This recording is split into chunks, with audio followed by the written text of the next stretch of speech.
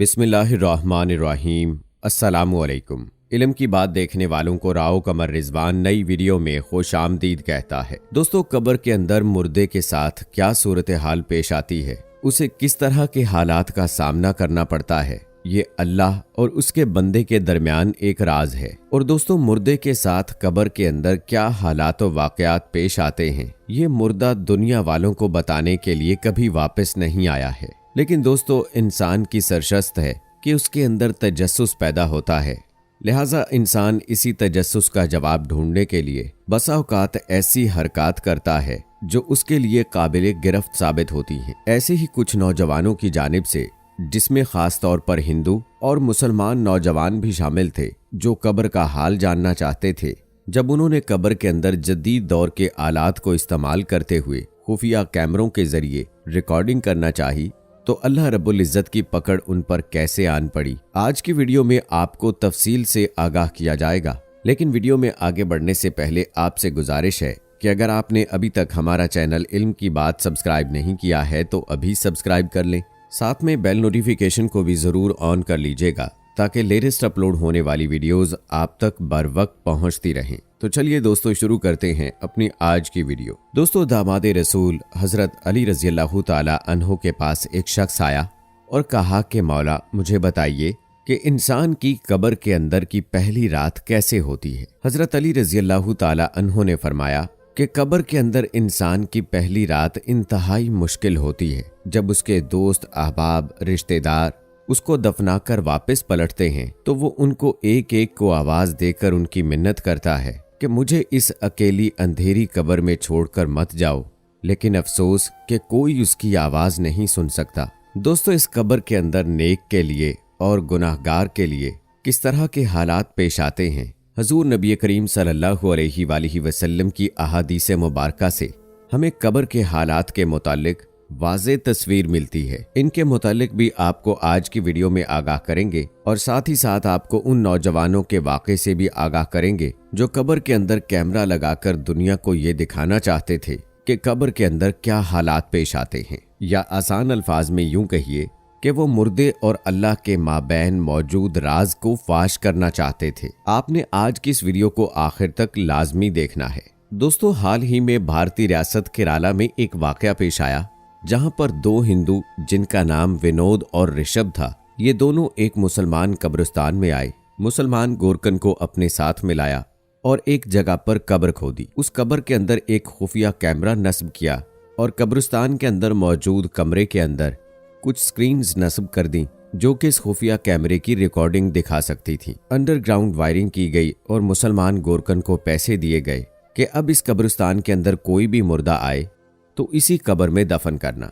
जैसे ही एक खातून की वफात हुई और उसे दफनाने के लिए कब्र में लाया गया, उसके अहले खाना ने उसको उसी कब्र में दफन किया, मिट्टी डाली और वो लोग वहां से रुखसत हो गए। अब ये दोनों हिंदू नौजवान उस कब्रिस्तान पहुंच गए। उन्होंने जैसे ही आते ही कब्रिस्तान में मौजूद कमरे में स्क्रीन्स को ऑन किया और कैमरे की रिकॉर्डिंग देखने के लिए स्क्रीन के सामने पहुंचे तो धमाके से ये दोनों स्क्रीन्स फट गईं, जिससे ये दोनों नौजवान उसी जगह पर झुलसकर जाँ बहक हो गए। यूं दोस्तों, शायरे इस्लाम का मजाक उड़ाने से अल्लाह की पकड़ इन पर फौरन आन पहुंची।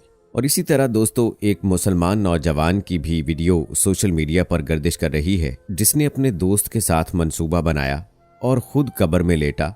उसने एक कैमरा भी नस्ब कर रखा था ताकि जब उसकी कब्र पर मिट्टी डालकर उसको बंद कर दिया जाए तो ये अंदर के हालात और वाकयात को रिकॉर्ड कर सके। दोस्तों, इस वीडियो में देखा जा सकता है कि अभी इसकी कब्र पर मिट्टी भी नहीं डाली गई थी कि कोई ऐसी मखलूक इसके करीब आई जिसको कैमरे की आंख भी नहीं देख सकती थी, लेकिन वो इस नौजवान को उसकी शर्ट से ऊपर की जानिब खींच रही थी। ये नौजवान इतना डरा कि वहां से फौरन भाग गया, लेकिन फिर कई रोज तक इसे वो मखलूक नजर आती रही और बताने वाले ये बताते हैं कि ये नौजवान अपना दिमागी तवाजुन खो बैठा है। इसे अब भी कुछ ऐसी मखलूकात नजर आती हैं जिन्हें शायद सिर्फ ये देख सकता है या इसके दिमाग पर असर हो चुका है। दोस्तों, दरअसल ऐसी हरकत करना अल्लाह और उसके बंदे के राज को जानना नहीं, बल्कि उन हुदूद को तजावज करने की कोशिश है जो अल्लाह ने कायम कर दी है। अल्लाह ताला हमें इस मामले से महफूज फरमाए, आमीन।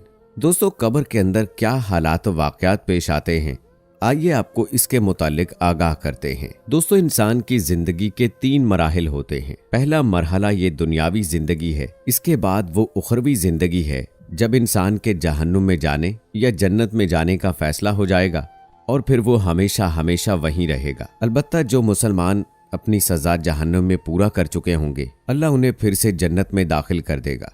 दोस्तों, इन दोनों जिंदगियों के दरमियान एक बरज़खी जिंदगी है जो कि कब्र की जिंदगी है। जब इंसान इस ज़ाहिरी दुनिया पर फौत हो जाए, उसे कब्र में दफन कर दिया जाए और फिर क़यामत के रोज दोबारा उठाए जाने तक के वक्फे को आलम बरज़ख कहते हैं, जिस पर तमाम फिरके और तमाम उलमा इत्तफाक करते हैं। दोस्तों, इस बरज़खी जिंदगी में इंसान के साथ क्या मामला पेश आता है, आज की वीडियो का अहम सवाल ये है। दरअसल नबी अकरम सल्लल्लाहु अलैहि वसल्लम ने वाज़े कर दिया कि जब इंसान को दफन कर दिया जाए तो उसकी कब्र यानी उसका ठिकाना उस पर 2 दफा वाज़े किया जाता है। ये ठिकाना अगर जन्नत हो तो उसे जन्नत दिखाई जाती है, और अगर ये ठिकाना दोज़ख हो तो वो दोज़ख की तंगी को और हिद्दत को महसूस करता है। दोस्तों, इंसान को जब कब्र में दफन किया जाता है तो कब्र इंसान से मुखातिब होती है कि तुम मेरी पुश्त पर चलते थे और तुम मुझे बहुत महबूब थे। देखो, वो वक्त आन पड़ा है कि मैं तुमसे आ मिली हूँ। और इसके बाद अगर इंसान नेक काम करने वाला, अल्लाह की हदूद के अंदर रहकर अपनी जिंदगी गुजारने वाला और नबी करीम सल्लल्लाहु अलैहि वसल्लम की उसवा पर अमल करने वाला हो, तो उसकी कब्र को वसी कर दिया जाता है। उसे कब्र के अंदर तंगी और हिद्दत महसूस नहीं होती, बल्कि उसकी कब्र को जन्नत के बाग में से बाग बना दिया जाता है।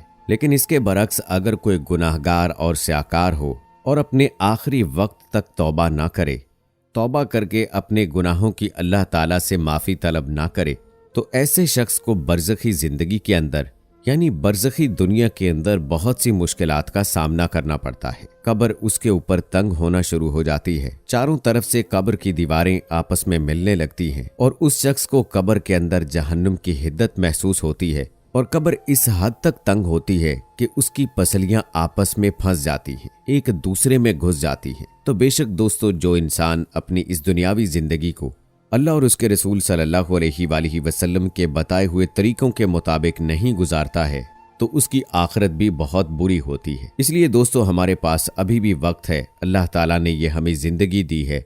हमें चाहिए कि हम अपनी जिंदगी के असल मकसद को समझें और अपनी जिंदगी को उन्हीं तरीकों के मुताबिक गुजारें, उन्हीं कामों को करें जिनकी इजाज़त हमें अल्लाह ताला ने दी है, जिनका हुक्म हमें अल्लाह ताला ने दिया है और जिसके बारे में हजूर नबी अकरम सल्लल्लाहु अलैहि वसल्लम की तालीमात और अहकामात मौजूद हैं। और बेशक दोस्तों, कामयाब है वो इंसान जिसने इस दुनिया में अपनी ज़िंदगी को अल्लाह ताला के अहकामात के मुताबिक गुजारा और जब उसकी मौत का वक्त करीब आया तो वो ईमान की हालत में मरा।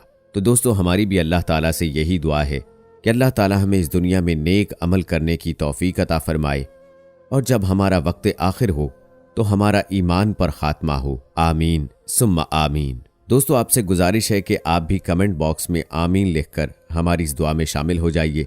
मिलते हैं अगली वीडियो में, तब तक के लिए मुझे इजाज़त दें। फी अमानिल्लाह।